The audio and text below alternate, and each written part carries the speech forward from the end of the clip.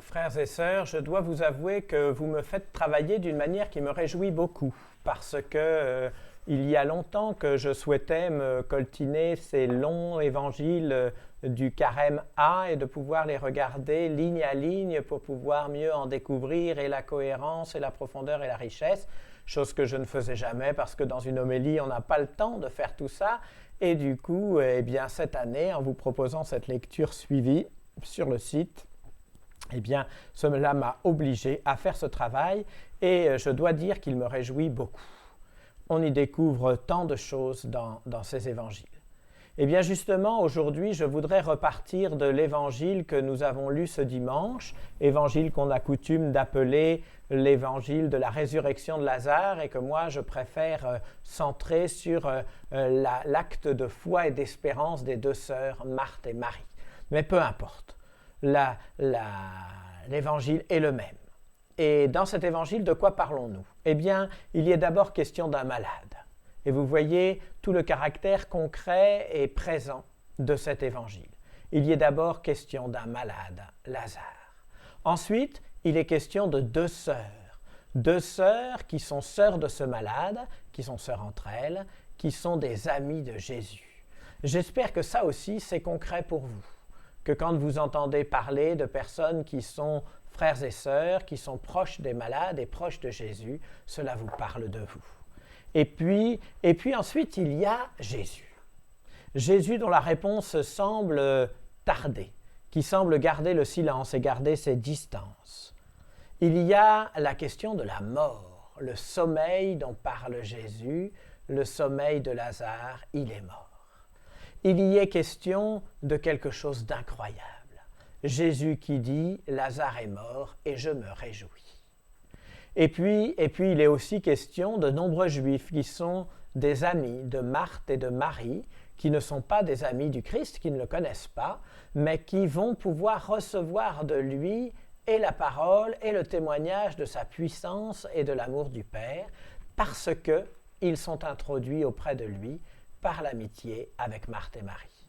Et j'espère que ça aussi, ça a quelque chose de concret pour vous, car tous dans cette période où nous connaissons des malades, où malheureusement nous connaissons aussi des morts, nous avons une parole d'espérance à donner dans ce monde.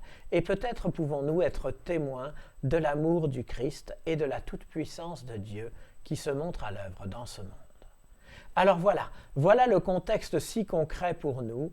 Il est question de malades et de morts, il est question de fraternité et d'amitié, il est question de Jésus qui semble tarder à répondre, il est question de résurrection, de vie, de foi et de témoignage d'amour du Père.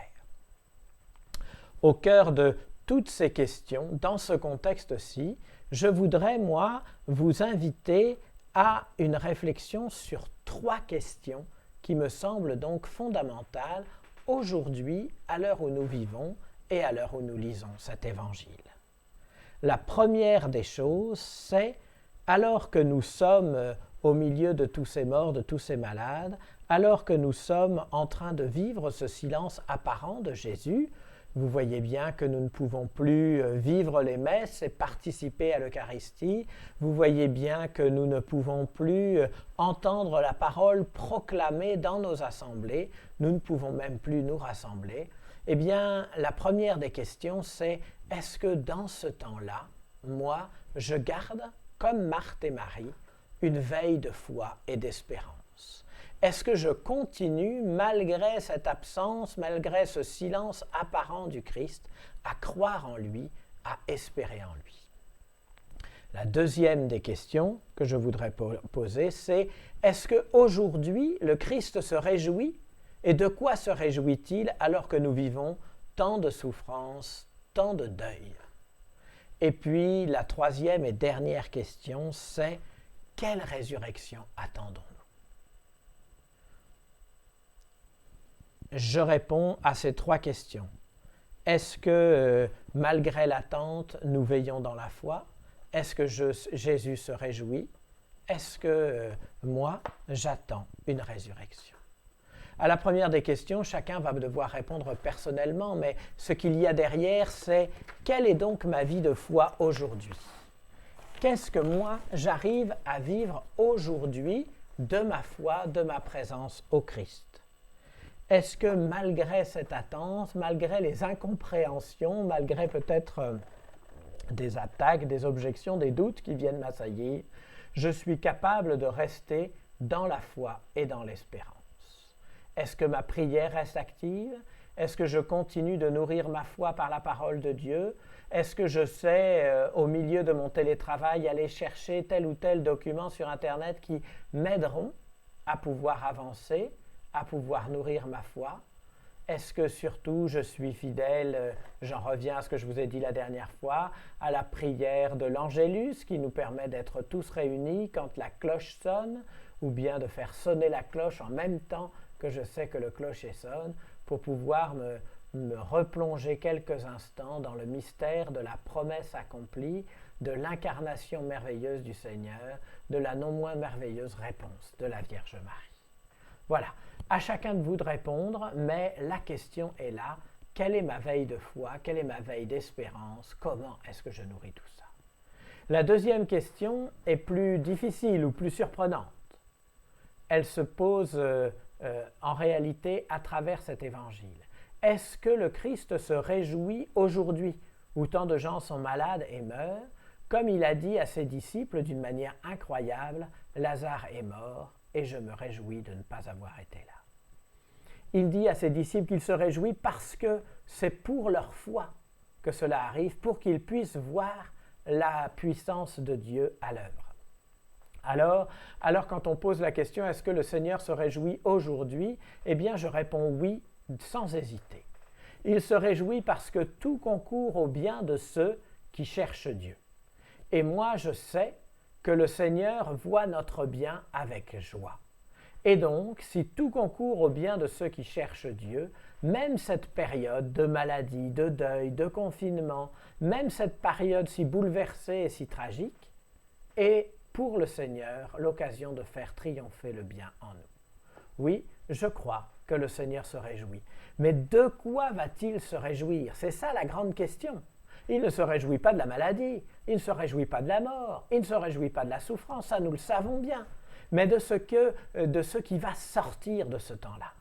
La question c'est, qu'allons-nous faire jaillir? Eh bien moi, je crois que c'est l'opportunité pour nous de redécouvrir quelque chose qui est si fondamental dans la vie de l'Église depuis sa création et qui malheureusement bien souvent était un peu perdu dans notre manière de vivre la foi. C'est ce qu'on appelle l'Église domestique, c'est-à-dire l'Église avec un grand E, vivante et présente dans nos maisons, dans nos familles, dans notre vie quotidienne. Faire de notre maison un lieu de prière, un lieu de partage, un lieu de transmission, où les grands-parents parlent aux parents, où les parents parlent aux enfants, où les grands-parents parlent aux petits-enfants, et où tous ensemble apprennent à découvrir leur foi, à recevoir leur vie du Seigneur Jésus. Cela implique que nous puissions prier ensemble, cela implique que nous puissions partager ensemble. Cela implique que notre maison traduise, montre, manifeste la présence du Christ dans chaque pièce. Autrefois, il y avait toujours au moins une croix, un crucifix, une icône et puis un petit bout de rameau derrière, et dans chacune des pièces de chacune des maisons de chacun des chrétiens. Est-ce qu'aujourd'hui encore, chacune de nos pièces sont dédiées au Seigneur? Est-ce qu'aujourd'hui encore, il y a un endroit dédié pour pouvoir parler avec le Seigneur et prier avec lui? Est-ce que nous savons prendre le temps de partager notre foi, notre espérance entre personnes confinées dans une même maison, entre personnes d'une même famille, sans avoir peur, sans avoir de fausses pudeurs, mais véritablement en vivant cette foi ensemble? Bien sûr, l'Église domestique, ce n'est pas le tout de l'Église, parce que ce n'est pas là que vous allez vous confesser, ce n'est pas là que vous allez pouvoir vivre l'Eucharistie, mais c'est la pierre de base, c'est la brique de base pour construire notre Église. Alors oui, vraiment, je crois que le Seigneur va nous obliger, est en train de nous obliger à redécouvrir que nos maisons sont des sanctuaires, le lieu où nous pouvons lui parler et l'aimer. Et si nous vivons ça, Nous le vivrons aussi avec notre voisinage, car lorsque nous sortons pour faire notre petite promenade ou aller faire nos courses, nous apercevons nos voisins, les gens qui habitent au même endroit que nous et qui eux aussi vivent une église fraternelle, une église domestique chez eux. Alors oui, nous allons apprendre à nous recevoir, à nous entraider les uns les autres, et nous allons pouvoir vivre cette réalité si importante dont je vous parle depuis longtemps, ces fraternités par quartier, c'est ce que notre évêque Monseigneur Jam appelait les équipes fraternelles de foi, ce que vivent nos frères d'Afrique dans ce qu'on appelle les CEVB, communautés ecclésiales vivantes de base.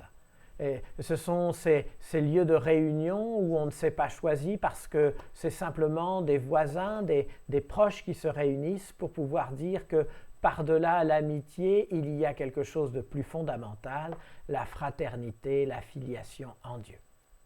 Alors oui, je crois que le Seigneur se réjouit de pouvoir nous proposer ce temps où nous allons faire renaître des églises domestiques dans nos maisons, dans nos quartiers, dans nos rues, pour pouvoir mieux servir et annoncer la parole. Car ces églises de quartier, elles se réuniront dans l'église locale, elles se réuniront pour former l'église locale. Elles ne sont pas isolées, elles ne sont pas individuelles, mais elles sont faites pour se rassembler le dimanche à l'appel du Seigneur, pour se rassembler autant qu'il est possible, et puis nourries par ces grands rassemblements de la communauté paroissiale, elles pourront alors partir annoncer dans le monde entier, à commencer par toutes ces maisons que nous ne connaissons pas encore, de tous nos voisins qui ne connaissent pas encore le Christ. Voilà. Alors, c'est de cela, je crois, que le Seigneur se réjouit et je m'en réjouis avec lui. Et puis, la dernière question, c'était quelle résurrection attendons-nous ? Eh bien, je crois que j'y ai répondu. C'est la résurrection d'une église où chacun peut vivre sa foi au jour le jour, chez lui, dans son église paroissiale et dans le monde entier. Alors, frères et sœurs, nous serons vraiment redevenus une église vivante, une église présente aussi bien localement que généralement, et une église qui aura redécouvert la joie d'être appelée famille de Dieu. C'est le vocable sous lequel l'Église se présente en Afrique, l'Église famille de Dieu. C'est le vocable que je crois nous devrions nous aussi nous réapproprier en Europe. C'est en tout cas ce que aujourd'hui je souhaite, désire et demande à Dieu de tout mon cœur.